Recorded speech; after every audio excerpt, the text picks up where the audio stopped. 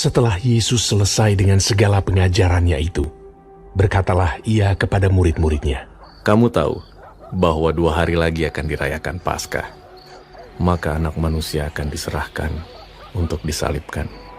Pada waktu itu, berkumpullah imam-imam kepala dan tua-tua bangsa Yahudi di istana imam besar yang bernama Kayafas. Dan mereka merundingkan suatu rencana untuk menangkap Yesus dengan tipu muslihat dan untuk membunuh dia. Tetapi mereka berkata, "Jangan pada waktu perayaan, supaya jangan timbul keributan di antara rakyat." Ketika Yesus berada di Betania, di rumah Simon si kusta, datanglah seorang perempuan kepadanya membawa sebuah buli-buli pualam berisi minyak wangi yang mahal. Minyak itu dicurahkannya ke atas kepala Yesus yang sedang duduk makan. Melihat itu, murid-murid gusar dan berkata, "Untuk apa pemborosan ini? Sebab minyak itu dapat dijual dengan mahal, dan uangnya dapat diberikan kepada orang-orang miskin." Tetapi Yesus mengetahui pikiran mereka, lalu berkata, "Mengapa kamu menyusahkan perempuan ini? Sebab ia telah melakukan suatu perbuatan yang baik padaku. Karena orang-orang miskin selalu ada padamu, tetapi aku tidak akan selalu bersama-sama kamu. Sebab dengan mencurahkan minyak itu ke tubuhku, ia membuat suatu persiapan untuk penguburanku. Aku berkata kepadamu, sesungguhnya di mana saja Injil ini diberitakan di seluruh dunia, apa yang dilakukannya ini akan disebut juga untuk mengingat dia." Kemudian pergilah seorang dari ke-12 murid itu yang bernama Yudas Iskariot kepada imam-imam kepala. Ia berkata, "Apa yang hendak kamu berikan kepadaku, supaya aku menyerahkan dia kepada kamu?" Mereka membayar 30 uang perak kepadanya. Dan mulai saat itu, ia mencari kesempatan yang baik untuk menyerahkan Yesus.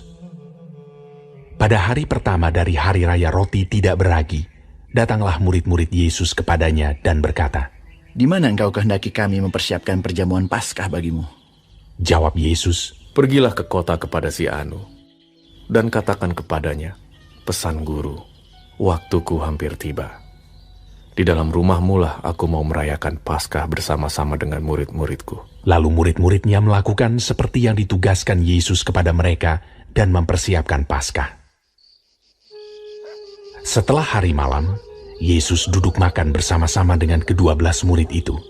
Dan ketika mereka sedang makan, ia berkata, "Aku berkata kepadamu, sesungguhnya seorang di antara kamu akan menyerahkan aku." Dan dengan hati yang sangat sedih, berkatalah mereka seorang demi seorang kepadanya, "Bukan aku ya Tuhan." Ia menjawab, "Dia yang bersama-sama dengan aku mencelupkan tangannya ke dalam pinggan ini, dialah yang akan menyerahkan aku. Anak Manusia memang akan pergi sesuai dengan yang ada tertulis tentang dia. Akan tetapi celakalah orang yang olehnya Anak Manusia itu diserahkan. Adalah lebih baik bagi orang itu sekiranya ia tidak dilahirkan." Yudas yang hendak menyerahkan dia itu menjawab, katanya, "Bukan aku ya Rabi." Kata Yesus kepadanya, "Engkau telah mengatakannya." Dan ketika mereka sedang makan, Yesus mengambil roti, mengucap berkat, memecah-mecahkannya, lalu memberikannya kepada murid-muridnya dan berkata, "Ambillah, makanlah, inilah tubuhku." Sesudah itu, ia mengambil cawan, mengucap syukur, lalu memberikannya kepada mereka dan berkata, "Minumlah, kamu semua, dari cawan ini. Sebab inilah darahku, darah perjanjian, yang ditumpahkan bagi banyak orang untuk pengampunan dosa.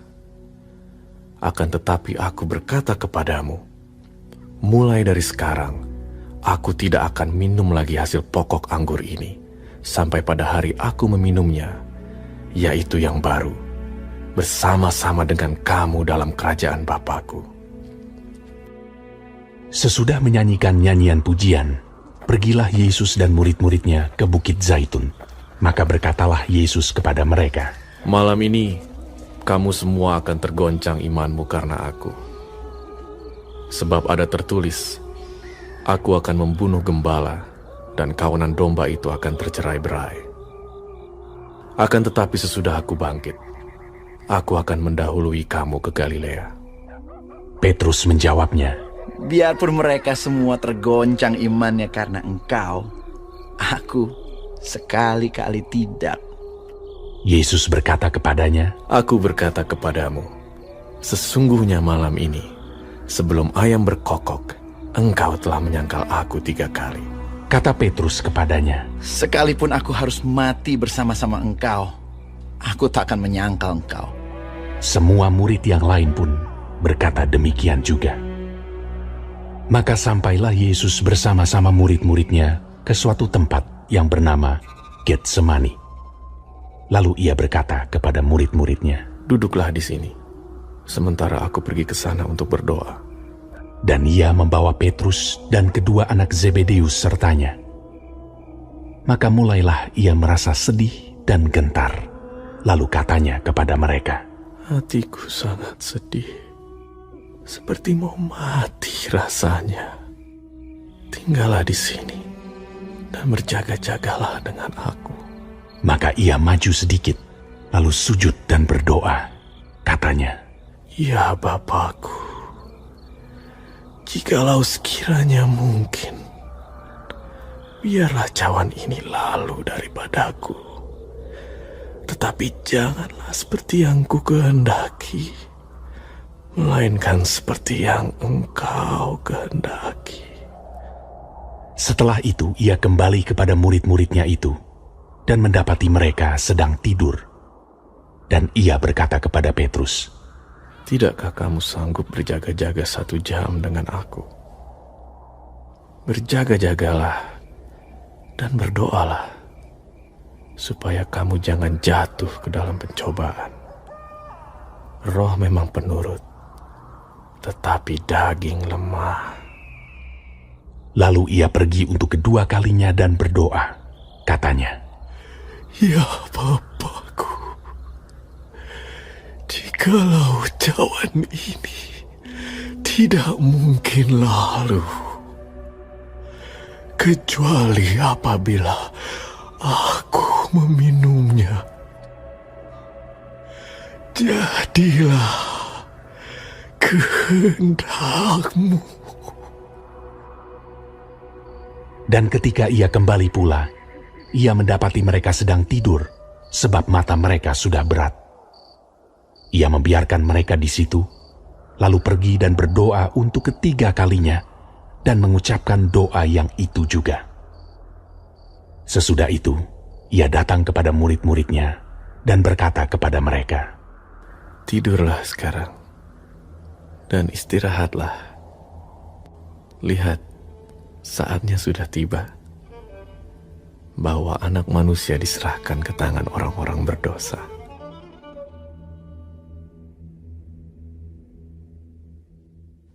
Bangunlah, marilah kita pergi. Dia yang menyerahkan aku sudah dekat." Waktu Yesus masih berbicara, datanglah Yudas, salah seorang dari ke-12 murid itu, dan bersama-sama dia, serombongan besar orang yang membawa pedang dan pentung, disuruh oleh imam-imam kepala dan tua-tua bangsa Yahudi. Orang yang menyerahkan dia telah memberitahukan tanda ini kepada mereka. Orang yang akan kucium, itulah dia. Tangkaplah dia.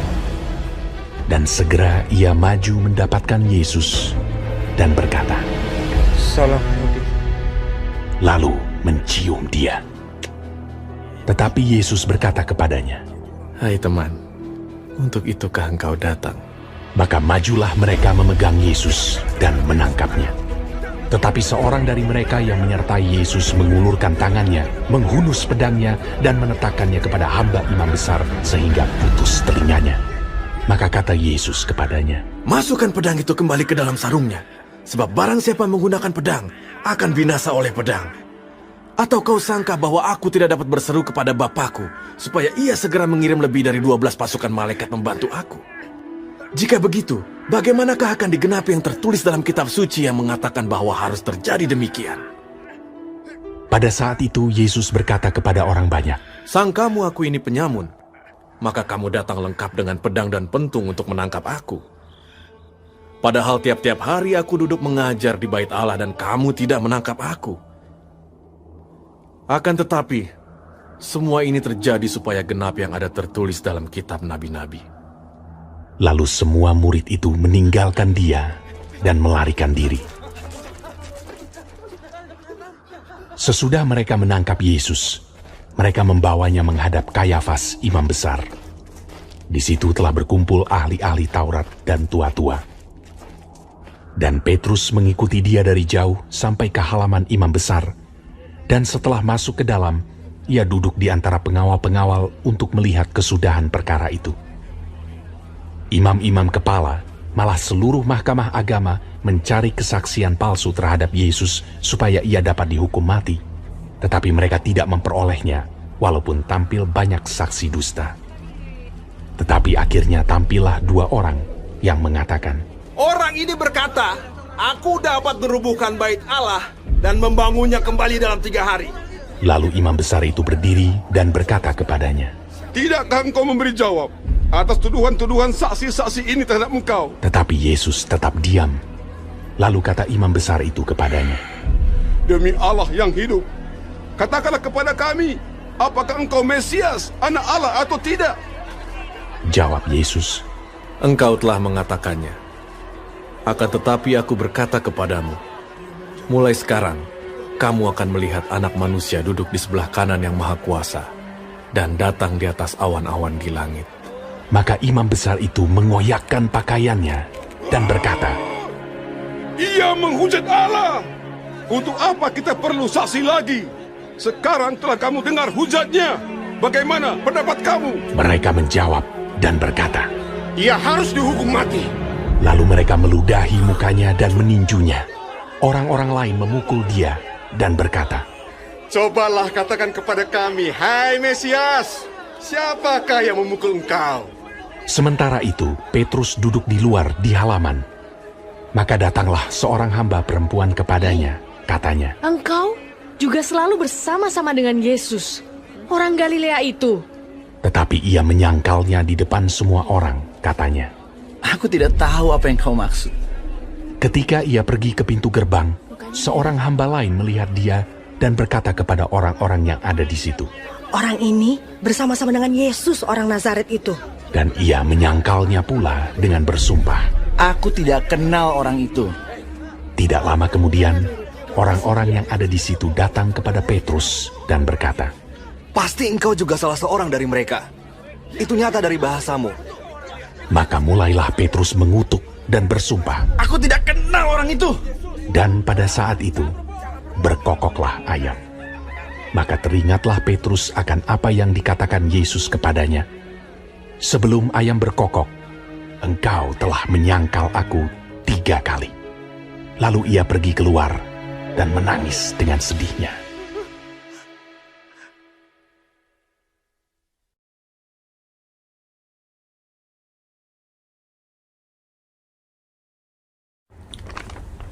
Shalom saudara-saudaraku yang kekasih di dalam Tuhan Yesus. Puji Tuhan kalau hari ini kita masih diberi kesempatan hidup. Dan juga haleluya kalau kita masih bisa mempelajari firman Tuhan.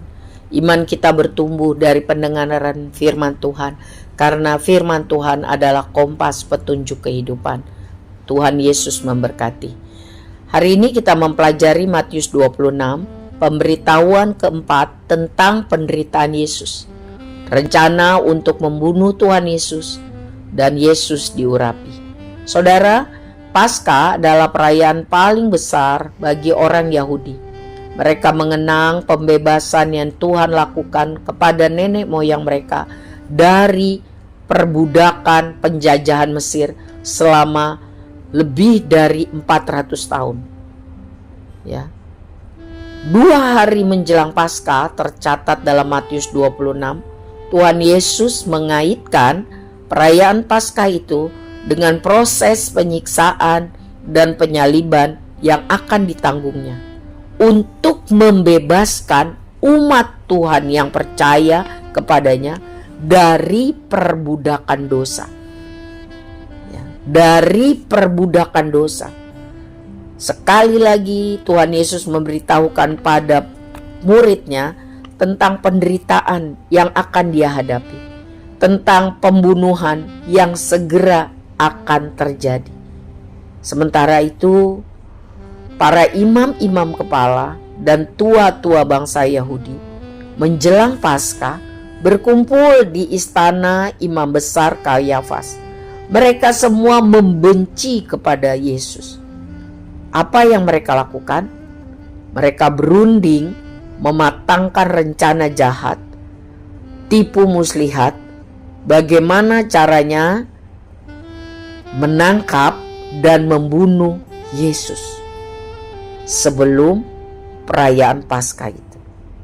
Sementara itu juga di Betania, di rumah Simon, si orang kusta yang sudah disembuhkan Tuhan Yesus, datang seorang perempuan yang sangat bersyukur dan mengasihi Tuhan, mengungkapkan terima kasihnya yang besar dengan mengorbankan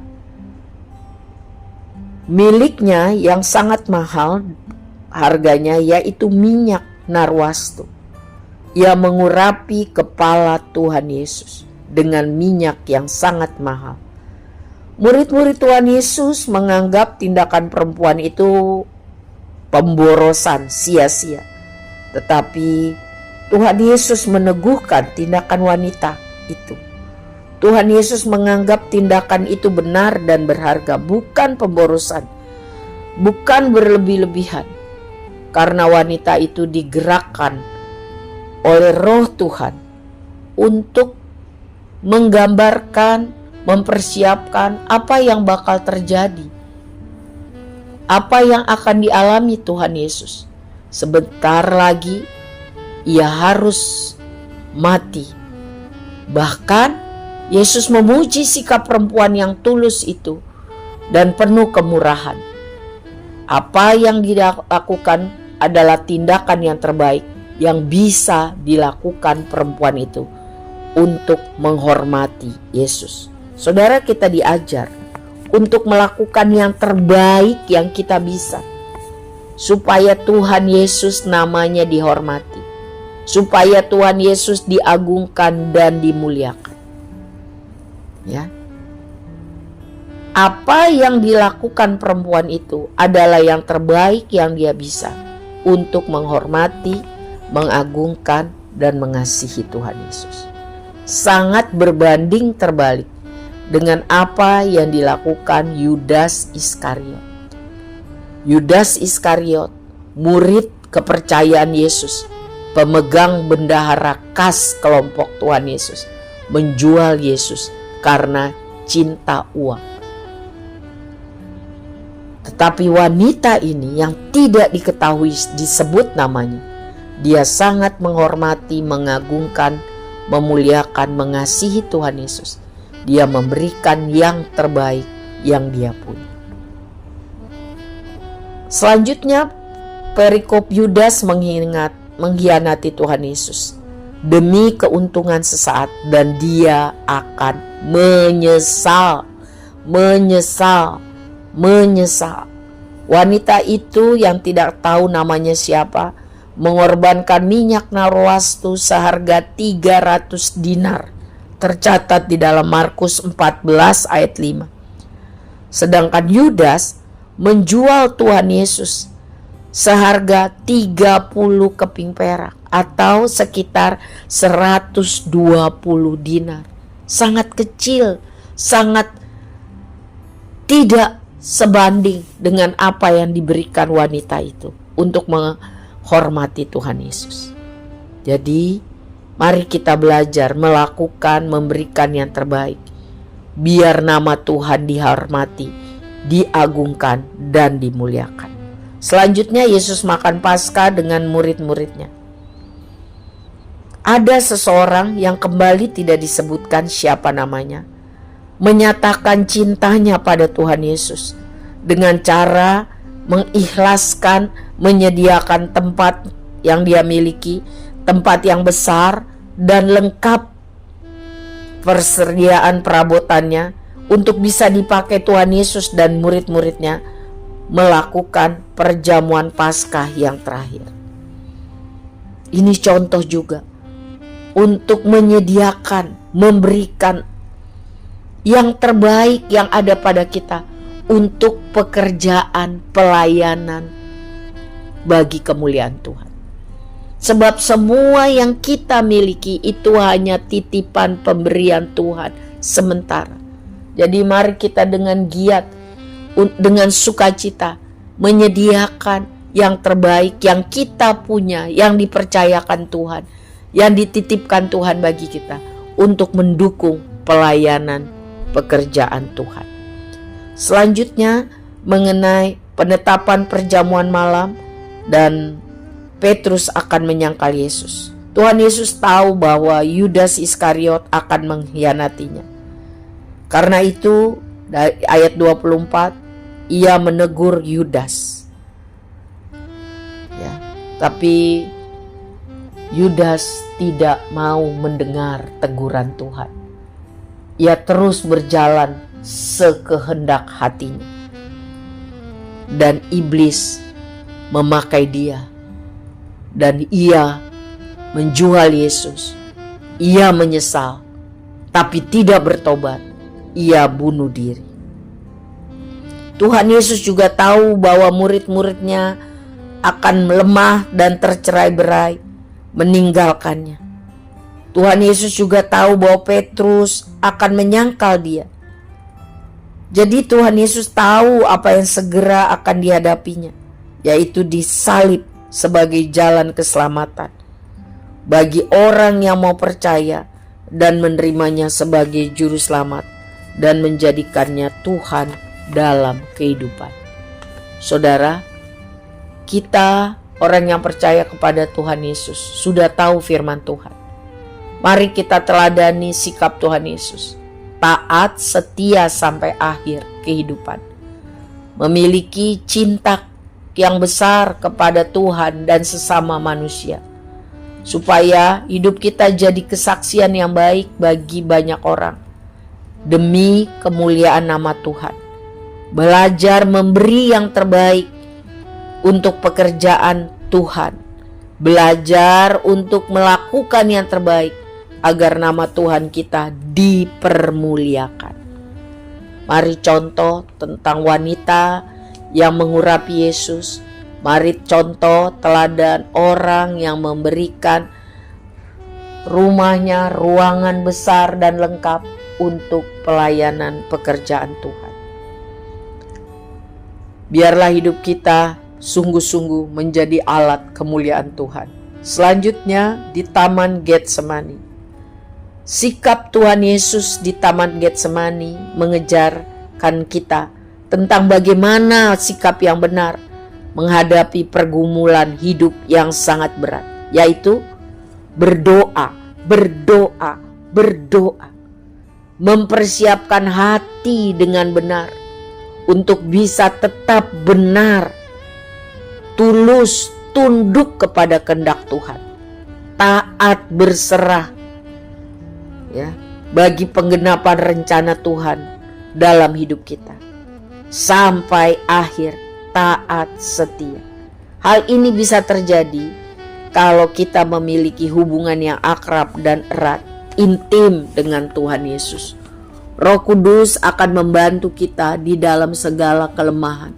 Roh Kudus akan membantu kita. Ia Allah Immanuel, Allah yang beserta kita.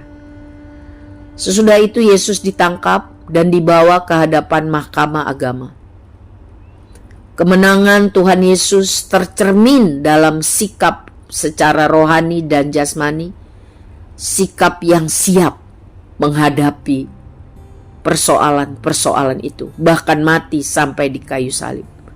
Sikap ucapannya ketika berhadapan dengan Yudas, sikap tindakan dan ucapannya ketika berhadapan dengan rombongan musuh yang ingin menangkapnya, dan tindakannya kepada murid-muridnya yang bingung, serta kepada Petrus yang menyangkal Tuhan, sungguh menggambarkan bahwa Tuhan Yesus siap menghadapi semuanya itu.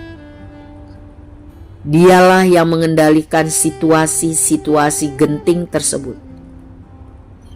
Dia siap untuk mati di kayu salib, supaya setiap orang yang percaya kepadanya tidak binasa, diselamatkan dari perbudakan dosa, hidup dalam kemerdekaan di dalam Kristus Tuhan.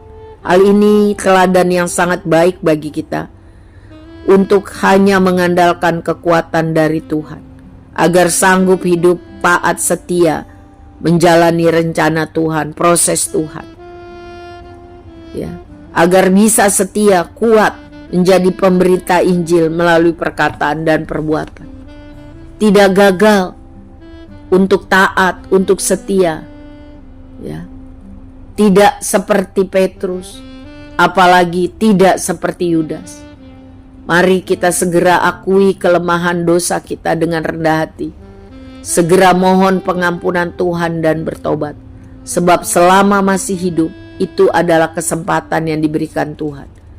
Karena Tuhan tidak pernah membuang Petrus, ya. Tuhan juga tidak membuang kita yang sungguh-sungguh mau datang dan bertobat. Sebab Tuhan mencari dan menyelamatkan, memulihkan yang terhilang. Tuhan mau kita datang kepadanya, hidup dalam pertobatan, mengasihi Tuhan lebih sungguh, setia dan taat sampai akhir. Kiranya firman Tuhan ini memberkati kita semua untuk menjadi orang-orang yang tambah hari pelaku firman. Amin. Tuhan memberkati.